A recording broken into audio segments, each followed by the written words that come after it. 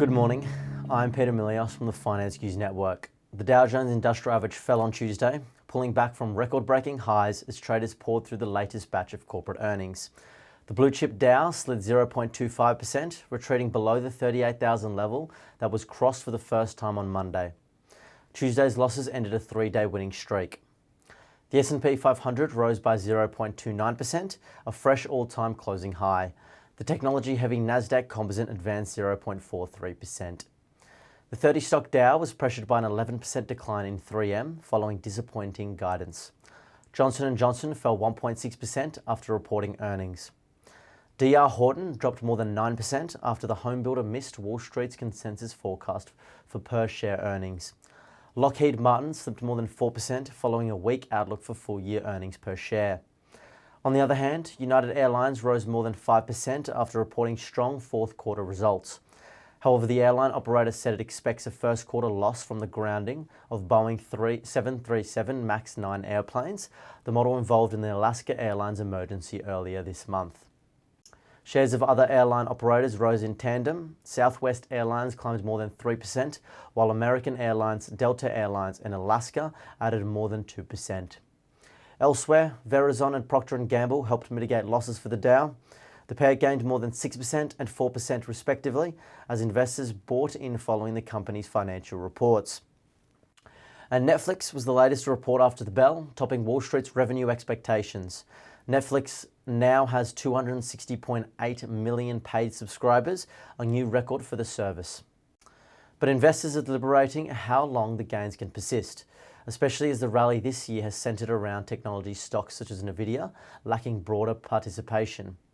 This month alone, Nvidia is up 20%. Traders are also awaiting two key economic data releases later in the week. The preliminary fourth-quarter gross domestic product figure is due on Thursday, followed by the Commerce Department's closely watched personal consumption expenditures price index for December on Friday. Technology remains a focus later in the week, with IBM and Tesla slated for Wednesday and Intel expected Thursday. Outside of tech, American, Alaska, and Southwest are also due on Thursday. Turning to commodities, oil prices remained stable on Tuesday amid mixed Middle East signals and concerns about supply disruptions. The West Texas Intermediate contract increased by 0.28%, while Brent crude rose by 0.06%. These fluctuations were influenced by events like Israel proposing a Gaza ceasefire, rejected by Hamas, and supply threats like Ukrainian drone strikes and Yemen airstrikes. Cold weather reduced U.S. oil production in North Dakota by 400,000 barrels per day, but Libya restarted production at the Shahara oil field, adding 300,000 barrels per day. The continued decrease in nickel prices is expected to result in numerous mine closures, further solidifying Indonesia's position as a dominant player in the global supply of nickel. This decline, exceeding 40% over the past year, is primarily attributed to increased nickel supply from Indonesia, coinciding with diminished demand growth. Analysts from Bloomberg NEF suggest that Indonesian projects are better equipped to withstand the effects of declining nickel prices due to their flexibility.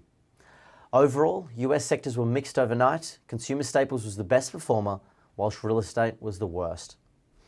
And Bitcoin has experienced a 15% decline in value over the past 2 weeks, with some investors capitalizing on the recent launch of Bitcoin exchanges traded funds, or ETFs, to realize profits and exit their positions in the volatile cryptocurrency.